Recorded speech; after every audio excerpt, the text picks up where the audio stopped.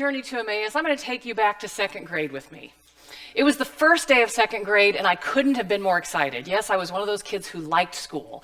And in first grade, we learned to read and write words and sentences.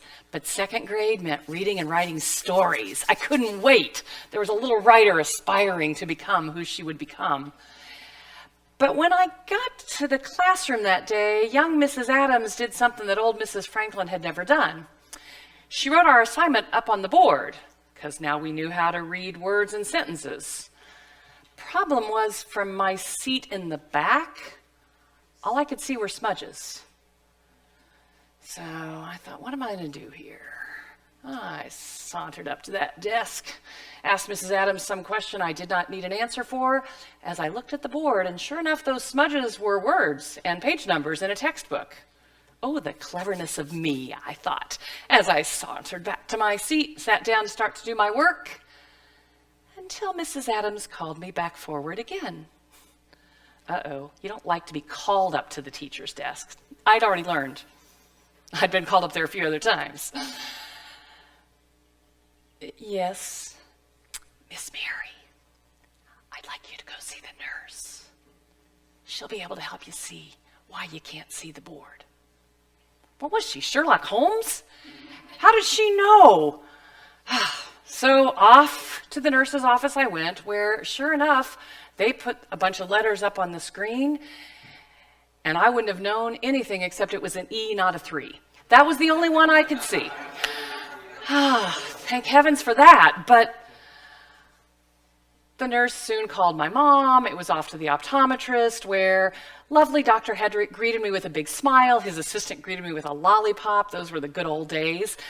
And then he started wheeling all these funny instruments and cards with letters and numbers and different colors on them. Before I knew it, he was shaking my tiny little hand and saying, "Congratulations, Miss Mary, you need eyeglasses. By next week, you'll be seeing that board just fine." Okay. The fact was that my vantage point from the back of the room was never going to be cleared up by sneaking up to that desk. But I didn't know that. I didn't even know how confused I was. I didn't even know I needed help. And that's kind of what happened for these disciples on their walk to Emmaus. They didn't really know that they were confused. They knew there were confusing stories happening. They didn't all agree on what the stories meant. These two had apparently not seen Jesus appear after his death, so they were kind of wondering what was going on with their friends. But they didn't know they were confused. Now, if you've never read the whole Gospel of Luke, and it's one of the longer ones, so I'm not going to challenge you to read that, but if you ever wanted to, it's a pretty interesting gospel. But Luke, and beginning with Mark's gospel, Luke had read that one before Luke wrote Luke's gospel. Jesus unpacks these scriptures long before his death.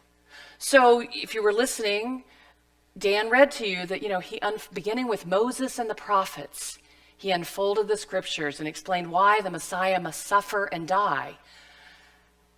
He told all them this a lot while he was alive on this earth. They didn't even know they were confused. And that can happen. Sometimes we don't even realize that we're confused. And it happens especially when we don't recognize we need those different vantage points that Barbara talked about in the children's message. Sometimes we need to get closer to the board. Sometimes we need a pair of eyeglasses. Sometimes we need somebody to help us unpack what's going on in our lives and in the world. That's what happened for those disciples on the road to Emmaus. Jesus noticed them walking along, and then he walked alongside with them and listened deeply to their confusion and their concern, and then began helping them unpack it. And of course, the real revelation of who he was didn't occur until he sat down at fellowship and broke bread with them. And suddenly, it was all very clear.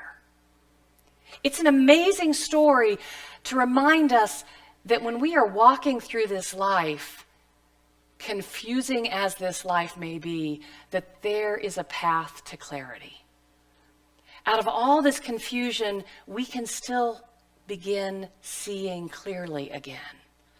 Even if we don't know that we're confused, we, like those disciples, can discover, oh, I didn't really understand that, or I hadn't heard that the first time around. And then begin our journey toward clarity. But first, we have to admit we're confused. So I'm going to ask you, and if you don't answer me, then I'm going to bring out the microphone. What are some of the things you're confused about in today's world? Just go ahead and holler them on out. What things confuse you in this world? Math confuses Alec. Okay, math, Alec, there's an app for that. Okay, that one was easy. So what else confuses you? Technology confuses you. Technology is really interesting. So it's confusing to us in how to use it. On the other hand, my son often reminds me, you know, that didn't even exist when I was born, Mom. Now sometimes he'll say, you know, that didn't even exist when I went away to college, Mom. He's only 25. But it's a good reminder, like it's moving so fast that no wonder it's confusing. But to me, the more dangerous confusion is the way in which we're not talking about the ethics around it. Like my son and my parents used to say, I don't understand this MTV. Can you explain it to me? That was easy. That was tame compared to what we have to deal with. I'd show them a video. I'd explain what I thought the song meant and what John Bon Jovi might be thinking. And we would disagree or we wouldn't. And mostly they would say, I don't really like that music. Can we put on Barry Manilow? Okay. But my son and I, our most recent conversations have been around the use and ethics of artificial intelligence in ministry and in the arts, right? He's a filmmaker. He works for a church. Wow, that's a really confusing topic. So technology confuses us on a lot of different levels. What else confuses you?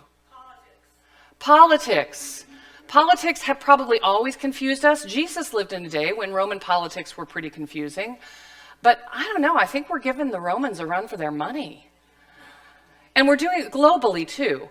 I work with an international leadership team, and so when I was at our March conference, it was a little frightening for me to hear people from other countries telling the same story. I kind of naively thought maybe we were just the ones who were a mess. But almost every person I talked to talked about the mess of politics and leadership within their countries and their communities. We're not communicating with each other. We're not compromising. We're not collaborating. I mean, how do we live out our Christian values of love and relationship and servanthood in a world that seems to be driven only by the values of profit and power? Right? No wonder politics are confusing. It used to be public servanthood, remember? Yeah, that's confusing. Why people go into public service and then focus only on the politics of it. What else confuses you? Media confuses you. Somebody else said something? Economics confuses you. And there's not really an app for that. Yeah, and there definitely isn't for media.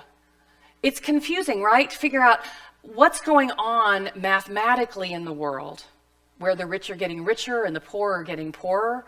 Even in this nation, who some claim is a Christian nation, again, I would say the Christian values of sharing and giving are not foundational to who we are. And I think there are lots of nations that claim to follow Christ, but don't put sharing and servanthood and caring as foundational values. That's confusing. No wonder economics is confusing. And it's confusing to know how to solve it, because even if you get two people that do have those shared values, it's such a complex system and it's so complex globally that two people that you and I might think are like the most ethical, amazing, wonderful leaders in the world can't agree on the solution, right? And that's where I believe the only solution is collaboration. Maybe there's some way in which collaboration and compromise would find that solution, but I'm not even sure people are talking that way anymore. Which brings us to the confusion of media. I mean, is news news? What news can I trust? You know, what do I really want to expose myself to? I mean, how much news do I want to expose myself to? It's a confusing time. And things that many of you grew up thinking would be foundational and helpful are no longer foundational and helpful. This was just as true 2,000 years ago as it is now. You've heard me say it before, you'll hear me say it again. The Roman culture and country were falling apart. The Jewish culture and community were falling apart. No different than, I think, our global economy, our global culture, our American economy, our American culture, it's kind of fallen apart. And Methodism is kind of fallen apart. I'm not going to speak for all of Christendom, but Christendom's going to be going through a lot of changes over the next couple of hundred years. And that makes it an ultra confusing time, which makes this scripture all the more essential. Moving from confusion to clarity has never been easy. But this experience on the road to Emmaus might provide some guiding steps for how we can make that move, how we can walk our own road to Emmaus and find some clarity emerging out of the confusion. And the first thing I'm going to just recommend is that you notice. Notice what you notice. Notice when things confuse you, even if it's math. You notice that, right? Before you balance the checkbook. Do people your age balance checkbooks anymore? No, probably not. Okay, so see, that takes off one task off your math list. But notice what you're noticing whenever you're confused about economics or media or politics or technology, or notice when someone else seems confused and needs you to walk alongside them. That's what happened here. They said in hindsight, oh, weren't our hearts strangely burning? They didn't notice that something different was about this stranger walking with them. Obviously, he didn't look like the Jesus they had known. They weren't expecting Jesus to rise from the dead and walk alongside them, except they had heard stories. But they didn't even notice that their hearts were burning within them. My husband and I got stuck in a 2-hour car accident on the 76. We weren't in the accident. We just were stuck in the traffic that had to wait for the accident to clear.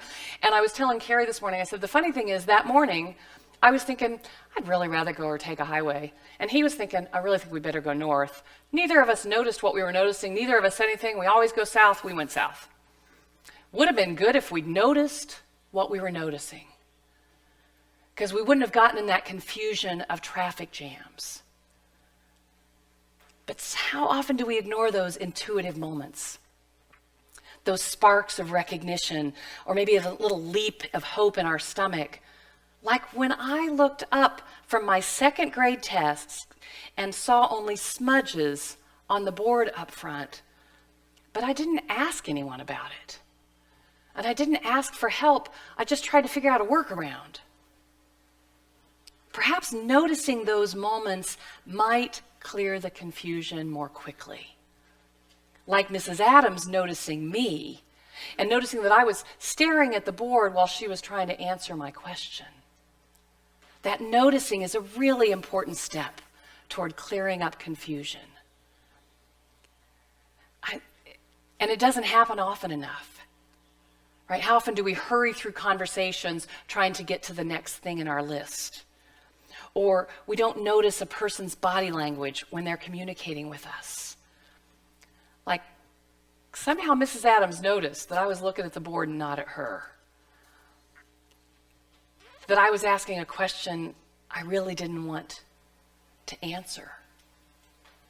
And that moves the noticing to the next level of listening deeply to one another. Listening deeply to how the Spirit might be speaking. That's the way Jesus listened to those disciples, and they obviously listened deeply to him. Because by the time they got to dinner, suddenly it was clear.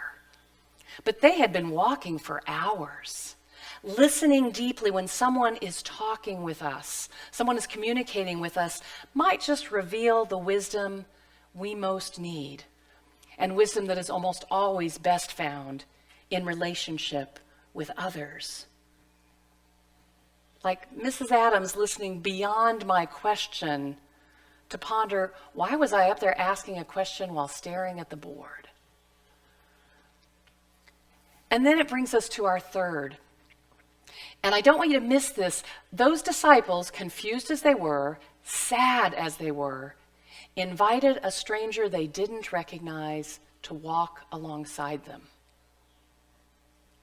Inviting someone to walk alongside us also is a great way to get on the path to clearing up confusion. It might be their confusion, it might be our confusion, it might be a lack of awareness that we are confused, as those disciples were pretty unaware that they were confused. But inviting someone to walk alongside us, to share with us, to teach us, to learn from us, it's the best way to transform a confusing, meandering journey into something that leads somewhere life-giving and impactful and growth-filled. And then maybe taking that extra time to fellowship, to break bread together. Because somehow sharing that extra time was the miracle moment for the disciples. They'd noticed Jesus, Jesus had noticed them. They'd listened deeply to one another. They'd walked alongside a long journey together. But somehow the breaking of the bread was the miraculous moment. Sometimes we think our social times are just, oh, this is just fun. But remember how desperate we were when we lost it during the pandemic? When we were in that lockdown, did you feel that depth of loneliness? The fellowship, the need to be together, it's a human yearning. And Jesus promises us, you're going to hear me say this over and over again because it's so important to remember, where 2 or 3 are gathered in my name, I will be in your midst. So in the breaking of the bread with each other, Jesus is there breaking bread with us. And ultimately, that's the real miracle of the Emmaus experience, is that Jesus was revealed to them. They recognized Jesus was in their midst. Perhaps, if we notice and we listen deeply and we walk together and we break bread together, we can clear up the confusion and start moving forward with that clarity.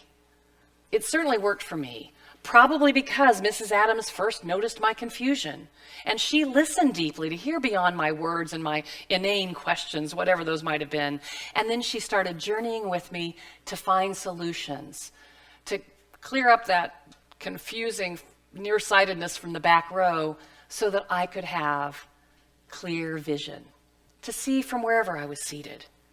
I got to tell you, the next week I was pretty excited when I got to the doctor's office and he put on those fancy new glasses. And I thought, cool, I'll wear these to school the next day. And he said, oh, no, you're going to wear them all the time, every day. Keep them on. The world's going to look different. Okay, whatever Dr. Hedrick says. I just want to be able to read and write stories. But I walked out of that doctor's office and I saw something I'd never seen before. Those green smudges, those were leaves. I didn't know that. I've heard from lots of people who've had my experience that is a really common thing when you need eyeglasses, but I'd probably needed them for 3 or 4 years, so I just thought those were interesting smudges. But they were leaves, and they had different shapes and sizes, and it was autumn, right? So they had other colors I hadn't even seen. Some red and gold and yellow were just starting to pop out in that crisp autumn air. And the next day, I could see that board just fine. And pretty soon I was reading and writing stories with the best of them and loving my 2nd grade teacher. So now when I see that large letter E, I remember Mrs. Adams. And what a special blessing it is when somebody really sees us, sees beyond the smudges that sometimes we feel like we are, and helps us see beyond the smudges of this world.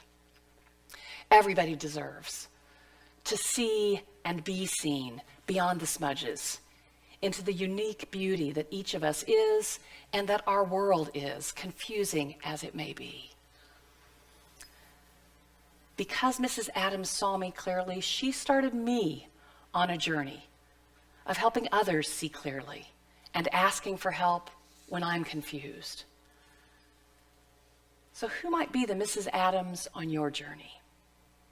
Where might you need an expert like an optometrist to help you see more clearly? Or where might you need a parent or a child or a sibling or a friend to walk with you to get you where you need to go? And who needs you to be there, Mrs. Adams? After all, we're in this together. And in each of these together moments, Christ promises to be present with us. And ultimately, that's what will lead out of our confusion into our clarity. May it be so.